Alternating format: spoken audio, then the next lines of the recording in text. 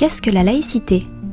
Pour répondre à la question, nous allons successivement voir ce qu'elle est, puis ce qu'elle n'est pas.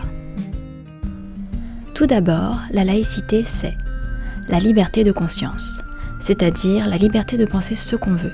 On peut être athée, humaniste, agnostique, croire en une religion, en changer ou être indifférent. C'est une liberté absolue. Mais c'est aussi la liberté de pouvoir exprimer ses convictions, à condition de respecter la loi et les libertés d'autrui.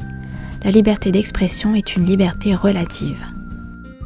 Avant 1905, pendant le régime du Concordat de Bonaparte, les Français ne pouvaient que se déclarer catholiques, protestants ou juifs, les seuls cultes reconnus et financés par l'État.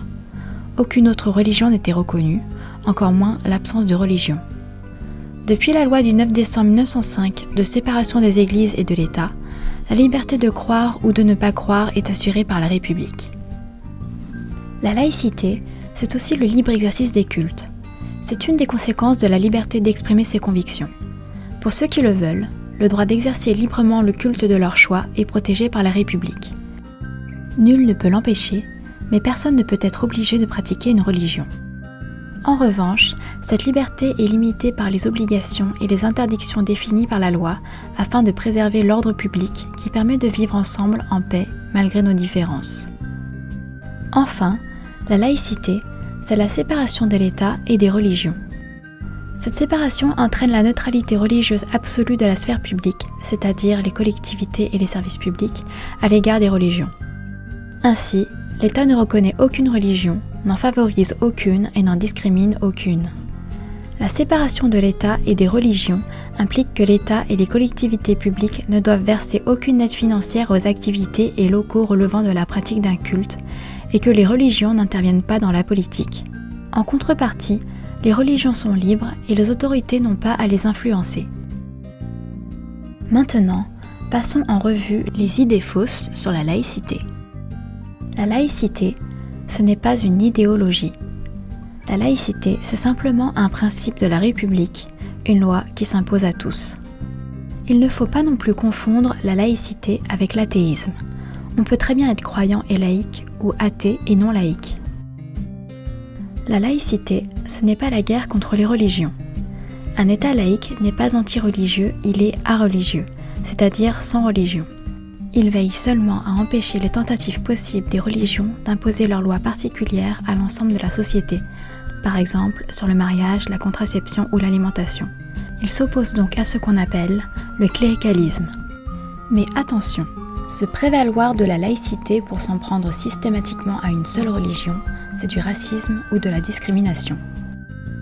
La laïcité, ce n'est pas non plus la tolérance d'État. Car la tolérance de l'État ou du monarque, c'est une liberté réduite, souvent dans des situations de religion dominante, accordée seulement à des communautés et qui peut être retirée à tout moment.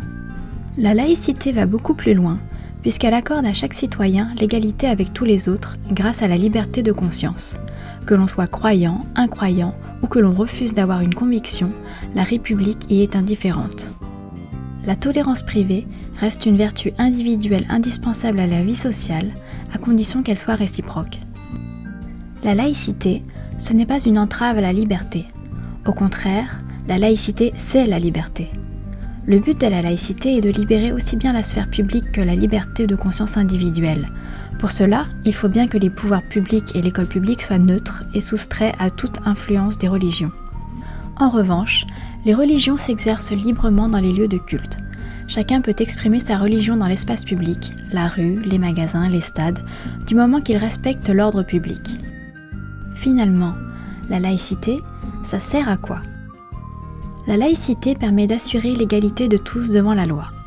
La loi s'applique également à tous, quelle que soit leur conviction ou leur absence de conviction. Ainsi, aucune religion n'a de droit particulier et personne ne peut refuser de respecter les règles communes au nom de sa religion. La laïcité permet l'émancipation des individus. La laïcité, que ce soit celle de l'école ou celle de la République, permet à chacun de se libérer de toutes les influences qu'il n'a pas choisies, religieuses, familiales, communautaires, et de se forger librement ses propres convictions par l'exercice de la raison. Ni l'État ni les religions ne doivent porter atteinte à la liberté de conscience, bien de chaque individu. Pour résumer, qu'est-ce que la laïcité ? La laïcité, c'est un cadre juridique qui garantit la liberté de conscience à chaque citoyen. Dans un État laïque, l'État n'intervient pas en matière de croyance et ne se préoccupe pas des appartenances et convictions particulières des individus. Aux individus de se regrouper en association pour organiser librement leurs convictions, mais sans argent public, sans troubler l'ordre public et sans droits différents des autres.